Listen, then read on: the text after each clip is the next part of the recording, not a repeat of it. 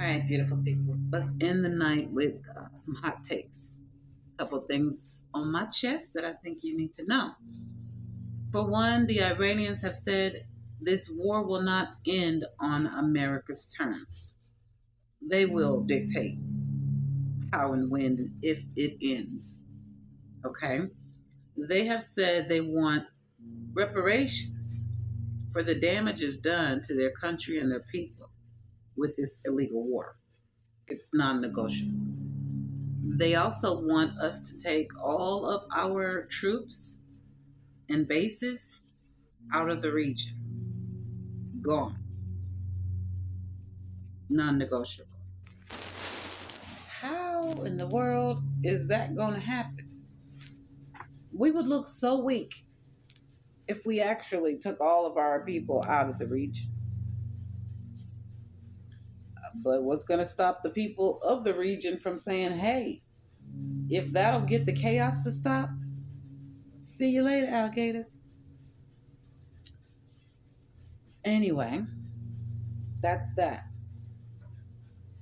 I don't know how it can end unless we're going to do what they've asked of us. And they're not doing what we've asked of them, but we're ready to end the war regardless. But they're like, fight it out. Or do what we've asked.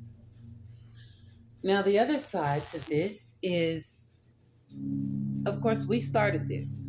The Strait of Hormuz was flowing. There was peace. It was what it was over there. But they weren't bombing each other. Well, we went over there, stirred it up, and now we're telling everyone over there, good luck. We wish you well. We don't need the Strait of Hormuz. So, when we're done, we're going to wrap this thing up and get on out of here. And y'all can work it out. And those countries are pissed because we already had a thing going on over here. And then y'all came over, stirred it up, and now you're going to leave us holding the bag? Straight like that. Marco Rubio said, it's not our problem. I mean, we keep telling y'all to jump in the fight and, save yourself. What y'all want us to do? We're talking about this.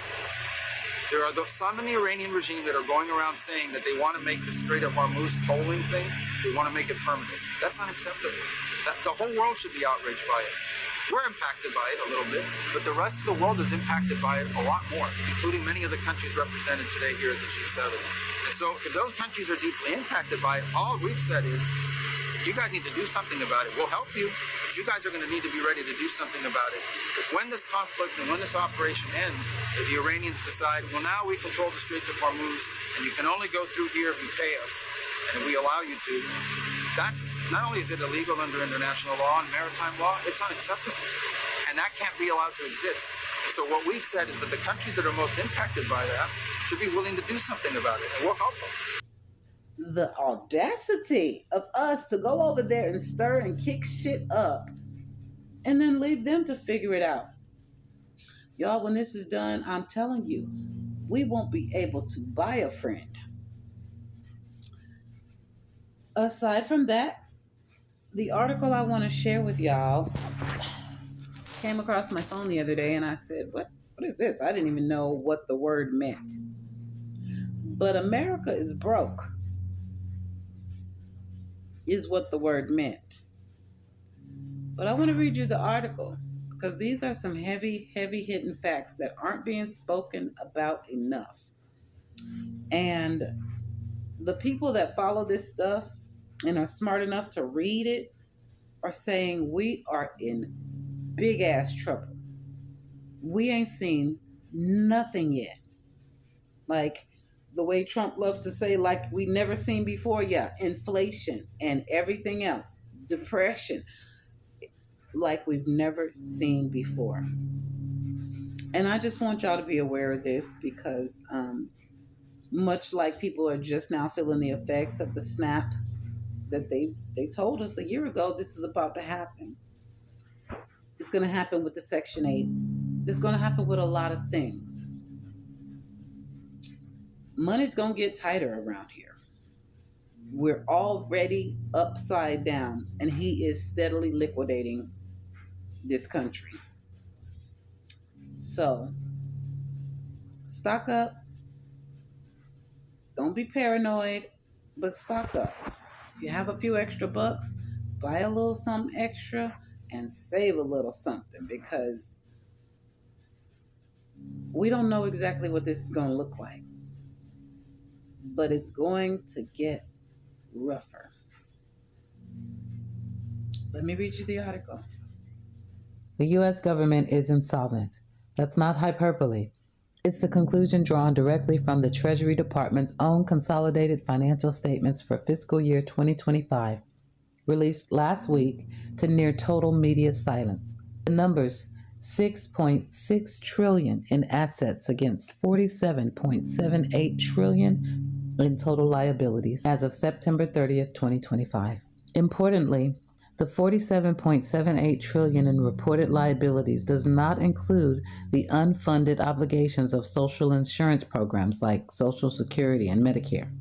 Those are disclosed separately. The government's consolidated balance sheet position, excluding the SOSI, deteriorated by nearly 2.7 trillion between fiscal year 2024 and fiscal year 2025, reaching a staggering negative 41.72 trillion. Total liabilities are now nearly 8 times the value of reported assets. Most people cannot relate to trillion-dollar figures on a government ledger. So consider this. Divide every number by 100 million. Drop 8 zeros, and federal finances look like a household budget in free fall. That household earns $52,446 and spends $73,378, running a $20,932 annual deficit. Its total liabilities and unfunded promises amount to $1,361,788 against just $60,554 in assets, leaving it $1.3 million in the hole. Uncle Sam, by any accounting standard, is insolvent. Congress has clearly lost control of the nation's finances.